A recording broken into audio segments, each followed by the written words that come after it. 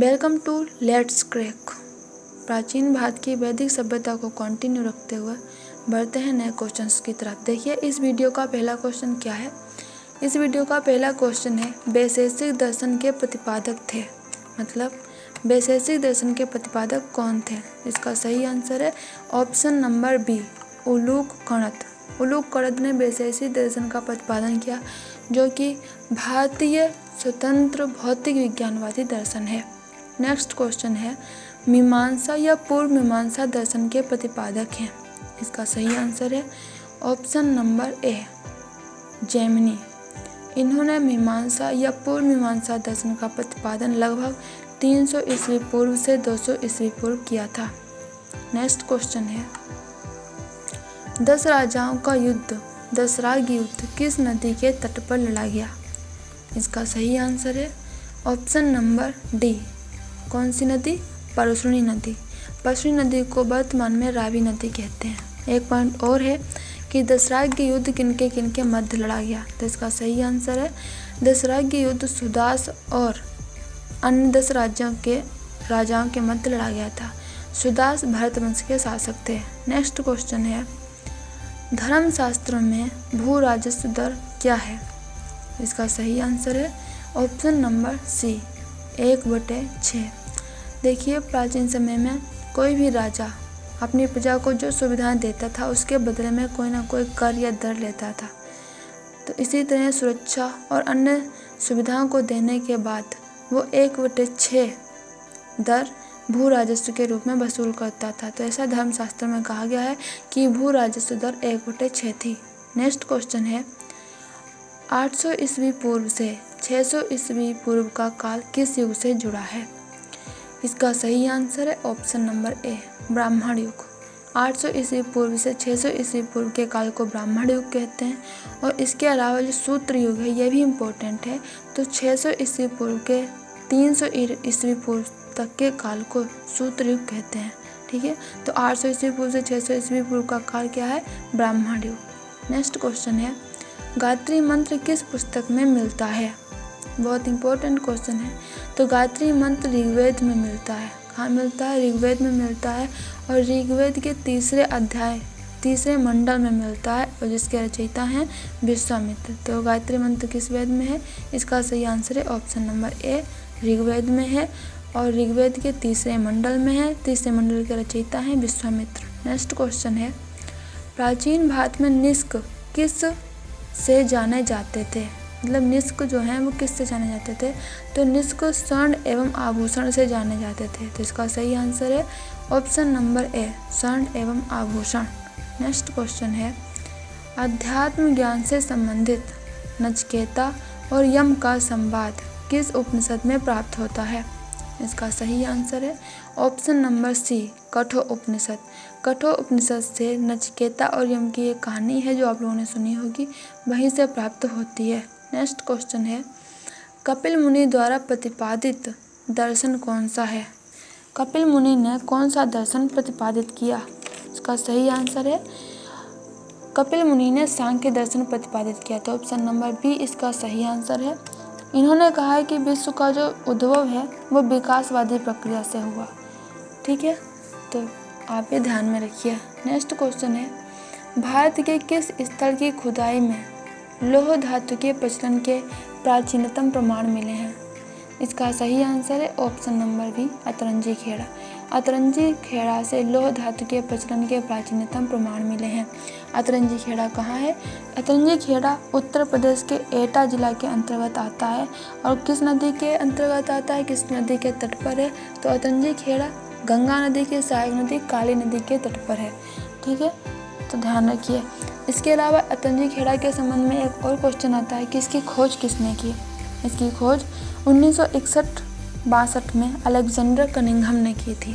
तो आपको I hope आपको ये आंसर समझ में आ गया होगा। नेक्स्ट क्वेश्चन है चरक संहिता नामक पुस्तक किस विषय से संबंधित है।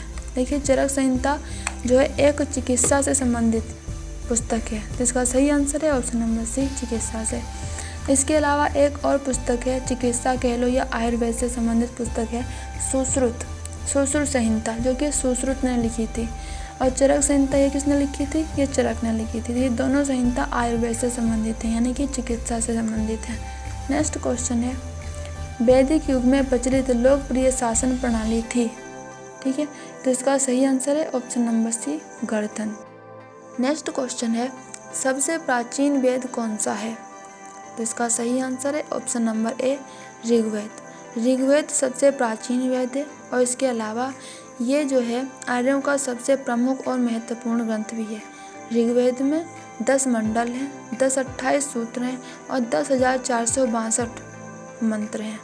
नेक्स्ट क्वेश्चन है, ऋग्वेद के किन 6 मंडलों को वंश मंडल या गोत्र मंडल कहा जाता है? तो इसका सही आंसर है कि ऋग्वेद के दूसरे से लेकर 7वें मंडल तक के 6 मंडलों को वंश मंडल या गोत्र मंडल कहते हैं। तो इसका सही आंसर है ऑप्शन नंबर ए, दूसरे से 7वें मंडल तक। नेक्स्ट क्वेश्चन है, ऋग्वेद में कुल कितने मंडल हैं? तो अभी मैंने आपको बताया ऋग्वेद में 10 मंडल हैं, 10-28 सूत्र हैं और 10,462 मंत्र हैं।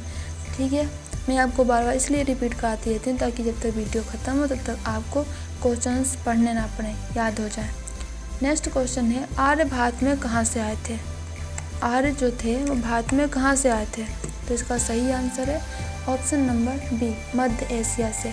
मैक्स मुलर ने कहा है कि आर्य भारत में मध्य एशिया से आए थे और सबसे पहले पंजाब में आए थे। मध्य एशिया को यूरोप और एशिया मिलाकर मध्य एशिया बना है और वहीं से मध्य एशिया भी कह सकते हैं। और अगर मध्य एशिया के अलावा यूरेशिया ऑप्शन में आता है तो यूरेशिया भी सही है। तो इसका सही आंसर है ऑप्शन नंबर बी, मध्य एशिया। नेक्स्ट क्वेश्चन है, सभा और समिति प्रजापति की 2 पुत्रियां थीं। इस कथन का उल्लेख कहाँ मिलता है? इसका आंसर है ऑप्शन नंबर ए, ऋग्वेद में। ऋग्वेद में सभा और समिति प्रजापति की 2 पुत्रियां थीं, इसका कथन या उल्लेख मिलता है। नेक्स्ट क्वेश्चन है, ब्राह्मण ग्रंथों में सबसे प्राचीन ग्रंथ कौन सा है? ब्राह्मण ग्रंथों में सबसे प्राचीन ग्रंथ कौन सा है? तो इसका सही आंसर है option number B, Shatapatha Brahmana. Shatapatha Brahmana ब्राह्मण ग्रंथों का सबसे प्राचीन ग्रंथ है। नेक्स्ट क्वेश्चन है, गोत्र व्यवस्था कब प्रचलन में आई? तो इसका सही आंसर है ऑप्शन नंबर बी, उत्तर वैदिक काल में। उत्तर वैदिक काल में गोत्र व्यवस्था प्रचलन में आई। नेक्स्ट क्वेश्चन है, अनुलोम विवाह का अर्थ क्या है? इसका सही आंसर है ऑप्शन नंबर ए, अनुलोम विवाह उच्च वर्ण के पुरुष का निम्न वर्ण की नारी के साथ विवाह है। ठीक, इसके अलावा एक और विवाह होता है पतलियोम विवाह, जो इसका उल्टा होता है। उसमें निम्न वर्ण का पुरुष उच्च वर्ण की लड़की से विवाह करता है। तो अनुलोम विवाह का क्या अर्थ है?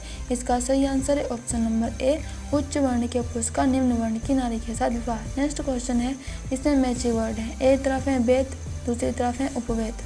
उपवेद मतलब कि उसी वेद के आधार पर उसका नया वर्जन। ऋग्वेद का उपवेद है आयुर्वेद। यजुर्वेद का उपवेद है धनुर्वेद। सामवेद का उपवेद है गंधर्ववेद। अर्थवेद इसका उपवेद है शिल्पवेद। नेक्स्ट है वेद और उनके विषय। देखिए, एक तरफ है ऋग्वेद, इनका विषय है, इसमें स्तोत्र और प्रार्थनाएं हैं। ऋग्वेद के अंतर्गत क्या क्या आते हैं? स्तोत्र एवं प्रार्थनाएं। यजुर्वेद, इनके अंतर्गत आते हैं स्तोत्र एवं कर्मकांड। कर्मकांड से संबंधित यजुर्वेद में है व्याख्याएं, प्रार्थनाओं से संबंधित ऋग्वेद में। नेक्स्ट है सामवेद संगीत वेद है, ठीक है, और इसमें संगीत के स्तोत्र हैं। नेक्स्ट है अर्थवेद में तंत्र मंत्र एवं वशीकरण संबंधित व्याकरण या व्याख्या है।